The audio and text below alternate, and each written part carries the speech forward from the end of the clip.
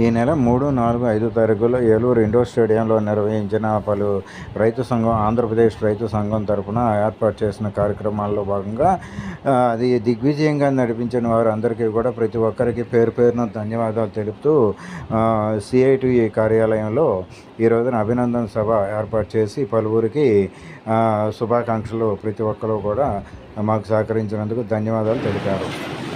ఈ అభినందన సభ ఏర్పాటు చేసిన గారికి ధన్యవాదాలు తెలియజేస్తా ఉన్నాం. ఈరోజు ఈ మహాసభల సందర్భంగా మాకు చాలా అనుభవాలు వచ్చాయి.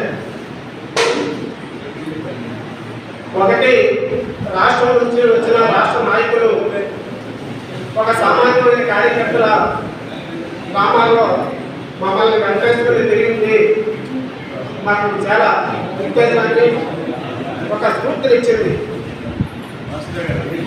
అదే సందర్భంగా గ్రామాల్లో వెళ్తూ ఉంటే ఎవరు ఏ పార్టీ రైతైనా ఎవరైనా సరే ఒకే ఒక చెప్పేవాళ్ళు రైతు సంఘానికి మేము సహకారం అందిస్తామని. ఆ రకంగా గ్రామాల్లోకి వెళ్ళినప్పుడు మంచి స్ఫూర్తిదాయకమైన వాతావరణం మేము ఈ రైతు సంఘం ప్రచార సందర్భంలో మేము గ్రామాల్లో చూసినటువంటి మాకు అర్థమయ్యింది. అలాగే మహాసభ ఆరోగ్య సంఘం ఏర్పాటు చేసింది ఏదైతే పర్యావరణం మనం బాధ్యత అనేది ఏదైతే ఉందో అది గ్లాస్ పెట్టడం కానీ పళ్ళాలు పెట్టడం కానీ ఆ క్రమశిక్షణ కానీ చాలా ఒక ఉత్తేజాన్ని ఒక స్ఫూర్తిని ఇచ్చినాయి. ఇట్లాంటి అన్నీ కూడా భవిష్యత్తులో మనం ఏం చేయాలి అనేది చాలా విషయాల్లో మాకు అర్థమైంది. ఆ రకంగా అర్థం చేసుకున్నాం కూడా.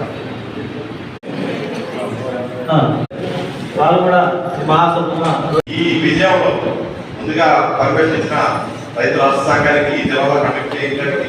అలాగే ఇక్కడ మొత్తం కేడర్ అంతా కూడా సిఐటియు నాయకత్వం వివిధ ప్రజా సంఘాలు కూడా అందరూ కూడా ఫోన్ చేసుకుని ఇది మా సభ అన్నట్టుగా పనిచేశారు.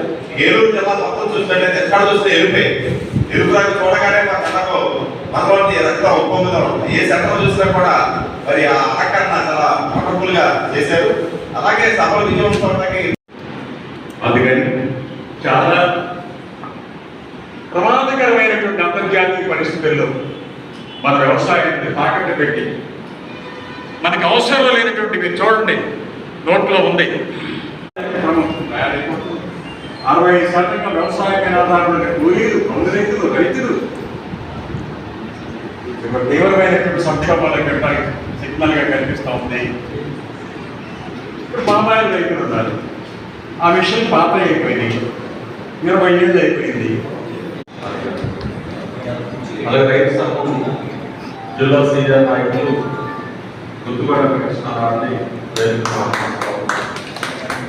అలాగే ప్రజానాయకులు జిల్లా కార్యదర్శి మంగళరాజు గారికి వేదిక నమస్కారం.